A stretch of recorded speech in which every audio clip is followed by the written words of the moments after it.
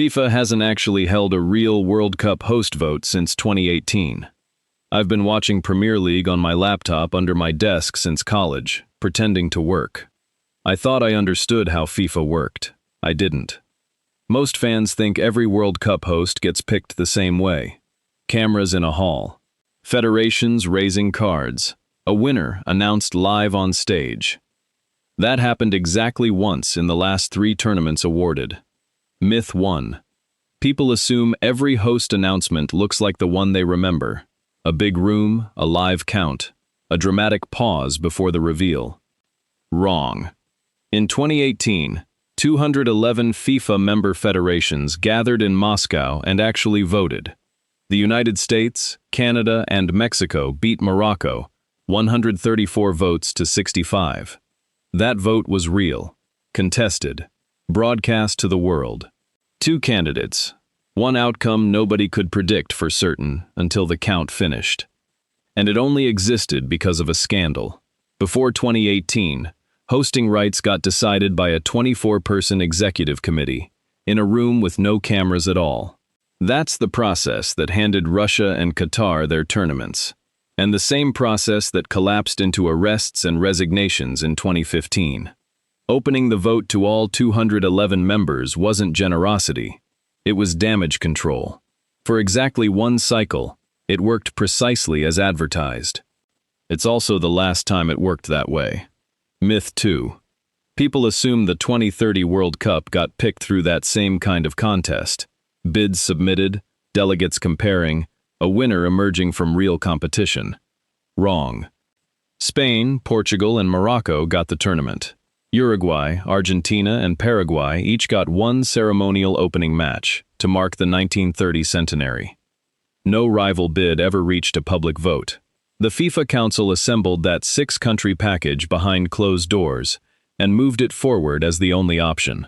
Congress didn't choose between candidates. It ratified the one candidate it was handed. Compare that to 2018.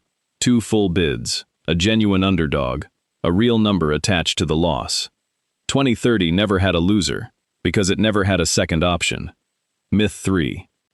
People assume FIFA Congress works like a jury. Several serious bids laid out, members weighing pros and cons, then choosing. Wrong. FIFA's own regulations cap it at a maximum of 3 bids reaching Congress for a final vote. But nothing requires 3. If the Council brings forward exactly 1, that's what gets ratified, unopposed. The rulebook was written for competition. It just doesn't require competition to actually show up. That alone explains 2030. It doesn't fully explain how 2034 moved even faster, with even less resistance. Myth 4. People assume the rule barring recent hosts' confederations from bidding again exists purely to spread the tournament fairly around the world. Wrong. Or at least, not only that. For 2034, eligibility was restricted to member federations from Asia and Oceania. Saudi Arabia was the only country that filed a bid before the deadline closed. Morocco knows this game better than anyone. They bid for 2026 and lost. They circled back toward 2030, only to end up with a slice of it instead of the whole thing. Persistence got them a co-host credit. It never got them a real vote to win outright. 0 competition for Saudi Arabia. 0 drama. 0 need for a count of any kind, because a count requires more than 1 name on the sheet. That's the pattern worth naming. Call it the walkover bid. A World Cup effectively decided before anyone was even technically eligible to compete for it. Myth 5. People assume the human rights checks FIFA promised after the Qatar backlash actually got tested before a host was chosen. Wrong.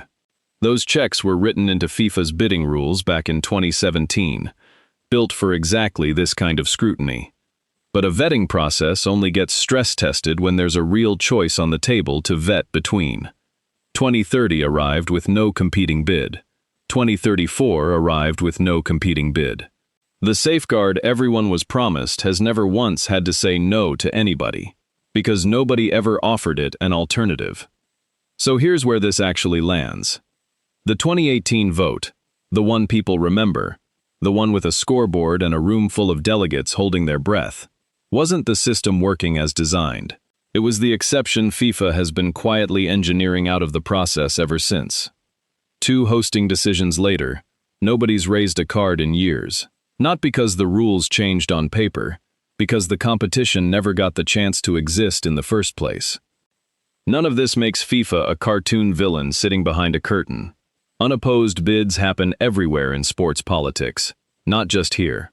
Sometimes nobody else wants the bill for the stadiums. But that's exactly why the picture in most people's heads is out of date. They're still picturing 211 delegates and a scoreboard, when the real mechanism has quietly become a short list of 1. The next contested World Cup vote might not happen for a very long time. And when people finally notice, they'll probably still be picturing a room in Moscow that doesn't represent how this works anymore.